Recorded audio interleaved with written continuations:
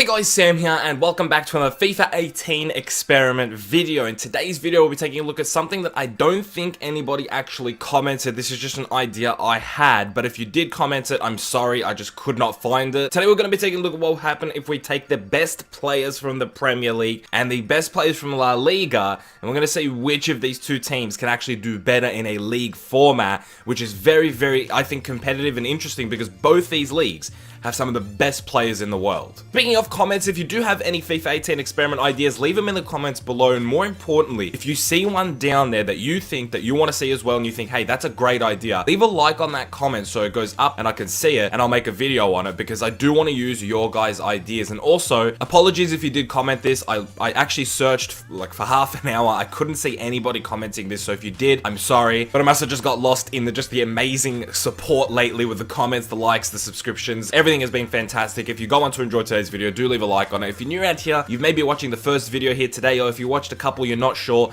subscribe to the channel, stay up to date, and leave your suggestions in the comment section below. So taking a look at the Premier League 11 first and taking a look at more in depth, it's Ibrahimovic and Aguero as the two strikers. Kevin De Bruyne is the cam with Eden Hazard on the left wing. Alexis Sanchez on the right wing, but I'm not sure that they're actually going to simulate with Sanchez on the right wing. I assume they're going to bring in Raheem Sterling into that right wing position. Kante and David Silva are the two central midfielders. Maybe Silva and De Bruyne could be switched there. Azpilicueta, Kompany, and Toby Alderweireld are the back three with David De Gea in between the sticks. On the bench, some decent options: Harry Kane, Mesut Ozil, Eriksen, Pogba, David Luiz, Otamendi, and Thibaut Courtois.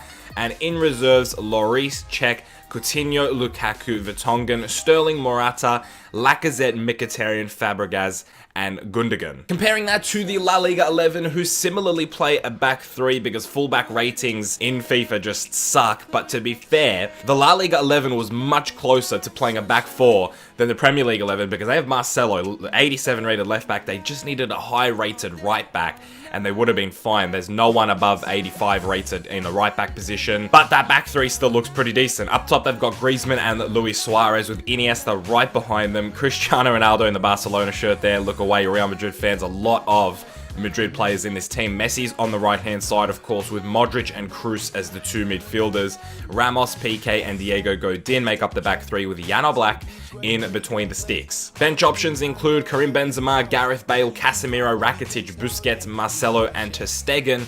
And on the reserves to back them up is Alba, Isco, Varane, Felipe Luis, Koke, Navas, Carrasco, and Diego Costa, who, funnily enough, Diego Costa would have been in the Premier League 11 like literally a couple of weeks ago. He's now in the La Liga 11, so has he joined the winning team?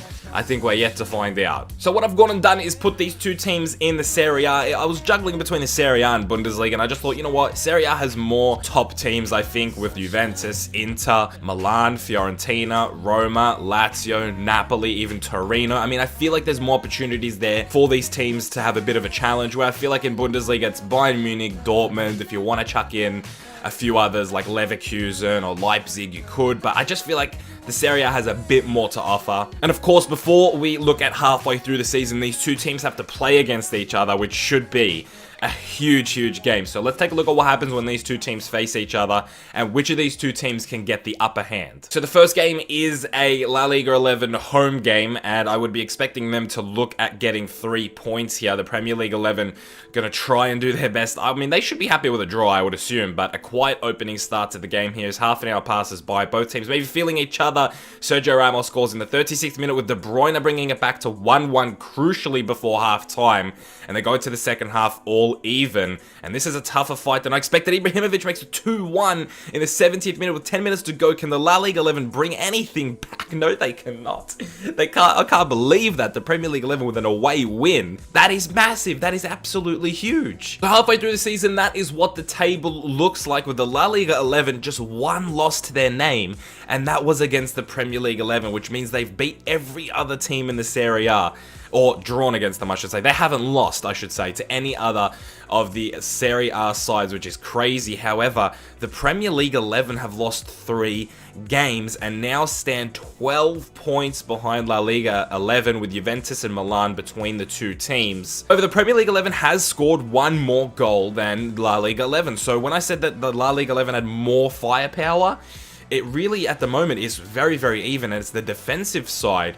that's really differing the two teams at the moment. Still one more opportunity for these two teams to hinder one another. I think the Premier League 11 desperately need another win over La Liga 11 to claw back that gap from 12 points to 9 points, and then hope that maybe a Juventus or Milan could potentially do them a favor. Of course, they are at home as well, which is massive. It could be a very big crucial point to this game, is that the fact that the Premier League 11 is now at home. They won away. Can they now do the business at home? They're going to have to. Griezmann with an early goal for La Liga 11 puts them up 1-0 in the 18th minute, and all of a sudden this looks very, very desperate for the Premier League 11 as we enter the second half at 1-0. This is now crucial. I mean, Premier League 11 need a goal right now if they're going to bring it back. It doesn't look like it. Messi makes it 2-0, and that is it. A La Liga 11 away win, comprehensive 2-0 win. I can't see it. I just cannot see the Premier League 11 bringing it back at this point. It's just too much at this point. They had to win that, and they just did not perform at all. At home as well. How disappointing is that? So at the end of the season, that is how the table stacks up, and the Premier League 11, they were able to get into the top 3, but they weren't able to trump Juventus as they scored more goals than the Premier League 11. What a shocking, what a terrible way to finish below a team. Not even by goal difference, by goals scored. Absolutely amazing. However, despite the fact that the La Liga 11 won by 11 points, which is pretty funny actually, I think the Premier League 11 can be very, very proud of themselves. If you look at the goal difference, they've scored 1 less goal than La Liga 11, and they've conceded only 5 more goals.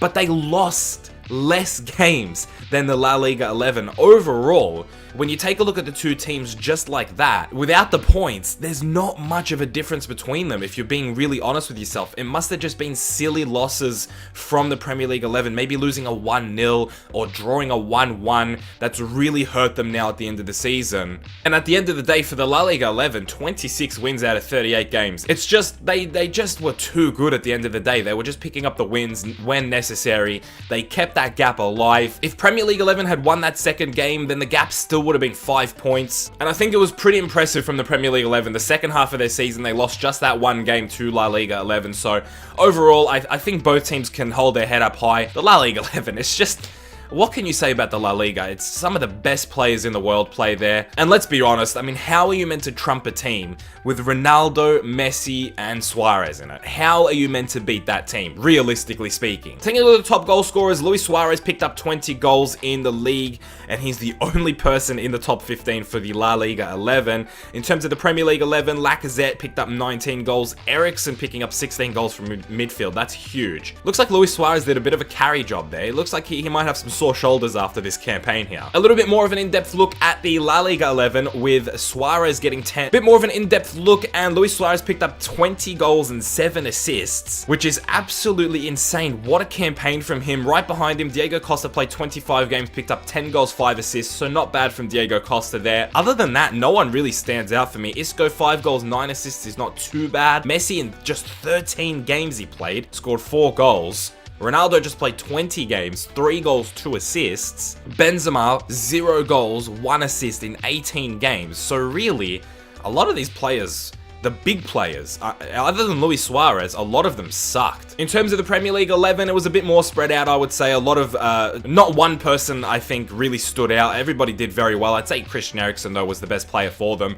16 goals, 9 assists from him from his 38 games, playing every single game. Lacazette played 34 games, picked up 19 goals and an assist. Sanchez picked up 11 goals, 2 assists in his 30 appearances. Pogba with a nice return, 8 goals, 7 assists in 37 games. Take a look a little bit further down. Ibrahimovic, absolutely nothing in 12 games. Aguero, nothing in 7 games. Harry Kane, 1 goal, 2 assists in 36 games. I'm not sure what it is about some of these big players. Some of the strikers as well. Really shocking. Not sure what's going on here. But that is it. That is the end of today's experiment, guys. Please, if you did enjoy it, do leave a like on the video. I just have to quickly say, the support and the growth of the channel going into the new year has been nothing short of exceptional. I want to just put this out there because when I was doing career mode for the first 3 months of the channel, yes, the people that were watching it were very passionate about it. And yes, I had a very fun time doing career mode. But it is clear to me now, after twice this has happened on my channel, where I've started experiments and it has absolutely popped off.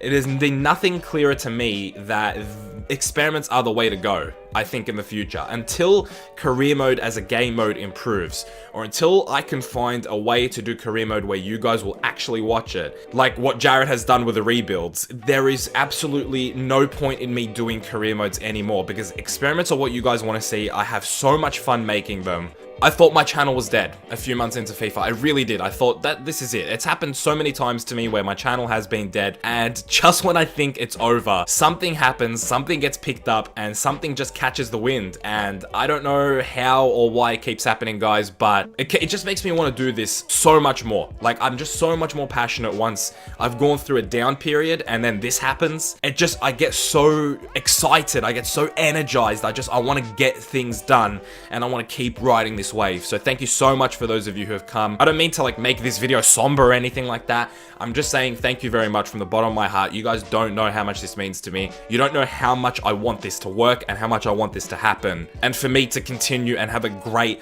year on YouTube. And you guys are making that possible right now with your support, so thank you so much. So if you did enjoy today's video, do leave a like on it. If you're new around here and you haven't thought about subscribing, subscribe.